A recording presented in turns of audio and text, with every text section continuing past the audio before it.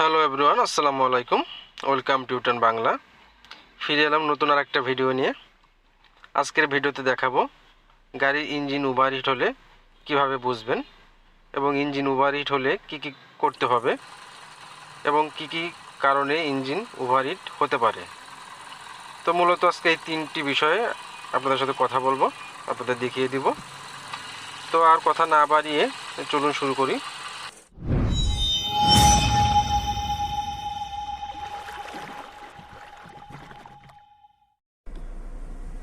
তো প্রথমে দেখব গাড়ির ইঞ্জিন ওভারহিট হলে কীভাবে বুঝবেন। এইটা হচ্ছে ড্যাশবোর্ড।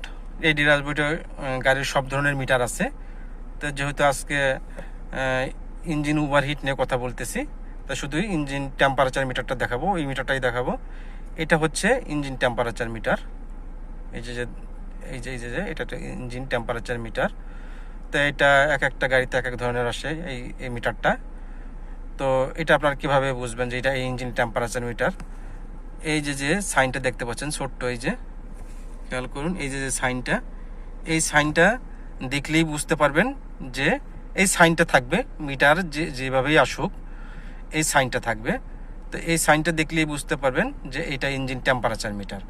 তো ইঞ্জিন টেম্পারেচার মিটার ওভারহিট হলে কীভাবে বুঝবেন, এই যে চার কোণার দাগটা দেখতে পাচ্ছেন, এটা যখন ইঞ্জিন আপনার ঠান্ডা থাকবে একদমই নিচে চলে আসবে, একদম নিচে থাকবে।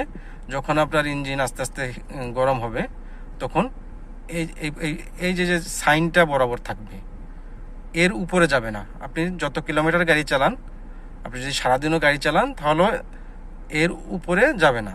যদি এর উপরে যায়, এর বরাবরের উপরে যায়, তাহলে বুঝতে হবে আপনার গাড়িটা ওভারহিট হচ্ছে। তো সেক্ষেত্রে আপনি আর গাড়িটা চালাতে পারবেন না। যদি আপনি রানিংয়ে থাকেন তাহলে অবশ্যই স্টার্ট বন্ধ করে দিয়ে গাড়িটা সাইড করে দিতে হবে। এই দাগের উপরে আর যাবে না। যদি যায় তো আপনাকে গাড়িটা সাইড করে দিতে হবে, ইঞ্জিন স্টার্ট বন্ধ করে রাখতে হবে। তো সবসময় যখন গাড়ি ড্রাইভ করবেন এই মিটারগুলো খেয়াল করবেন কিছুক্ষণ পর পর। এখানে আরও কিছু মিটার আছে, তো আজকে যেহেতু এটা নিয়ে কথা বলতেছি এটাই দেখাই। তো আর একটা ক্ষেত্রে আপনি বুঝতে পারবেন আপনার ইঞ্জিন ওভারহিট হলে, সেটা হচ্ছে যদি কখনো দেখেন আপনি খেয়াল করেননি আপনার মিটারটা গাড়ি ওভারহিট হচ্ছে কিনা, তো সেক্ষেত্রে আপনার গাড়ির ইঞ্জিন থেকে বাজে একটা সাউন্ড আসবে, ক্যার ক্যার ক্যার একটা আওয়াজ আসবে। দেখা যাবে যে একটা সময় আপনার ইঞ্জিনটা স্টার্টটা বন্ধ হয়ে গেছে। তো যখন স্টার্টটা বন্ধ হয়ে গেছে আওয়াজ করে, তো আপনাকে বুঝতে হবে যে কোনো সমস্যা আছে।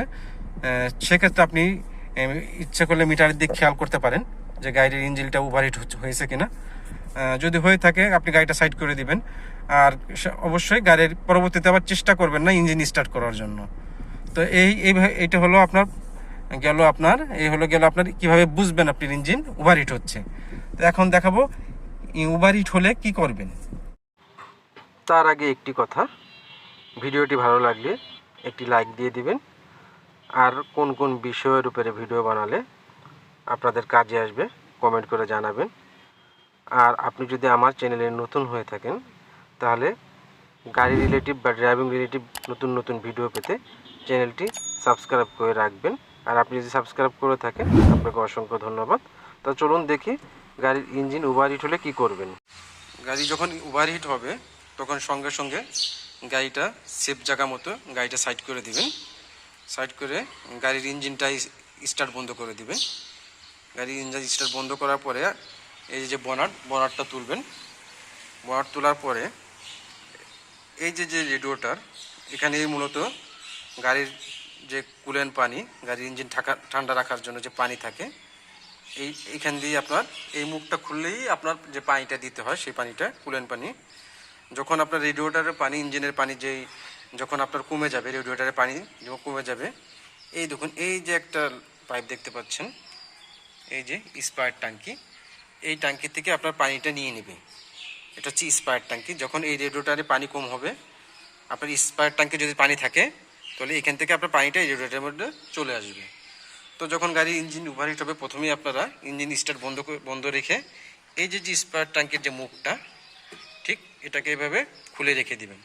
কমপক্ষে 30 থেকে 40 মিনিট এভাবে রেখে দিবেন, আর কিছুই করবেন না। কিন্তু ভুলেও এই যে রেডিওটারের যে মুখ এটা খুলতে যাবেন না, কিন্তু এটা কিন্তু খুব প্রচণ্ড গরম থাকবে। যেহেতু এটা মেটালের পানি, এটা খুবই গরম থাকবে।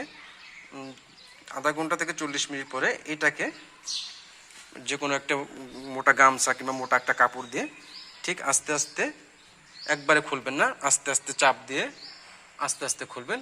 কারণ আস্তে আস্তে খুললে ভিতরে যে গ্যাসটা থাকবে এটা আস্তে আস্তে, বাষ্প থাকবে যে গরম বাষ্পটা, এটা আস্তে আস্তে বের হবে। তারপরে কিন্তু এটা করার সময় নিজেকে খুব সেফ রাখবেন, একটু একটু ইঞ্জিন থেকে একটু হাত সরিয়ে থাকবেন,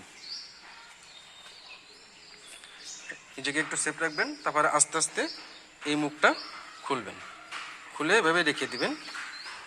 তারপরে যদি ইঞ্জিনটা মনে করি ঠান্ডা হয় একটু, এটার মধ্যে পানি পানি দিতে হবে। এটাকে ভরে এটা আস্তে আস্তে পানি দিবেন।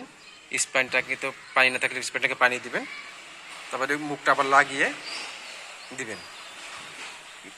তো ইঞ্জিন কেন ওভারহিট হয়, ইঞ্জিন ওভারহিট হওয়ার কারণ কী কী হতে পারে সেটা আপনাদের আমি বলে দিই।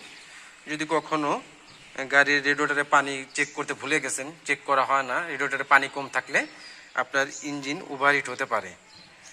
আবার দেখুন, এই যে একটা ফ্যান দেখতে পাচ্ছেন, এই যে ফ্যানটা, এটা হচ্ছে রেডিয়েটরের যে ফ্যান।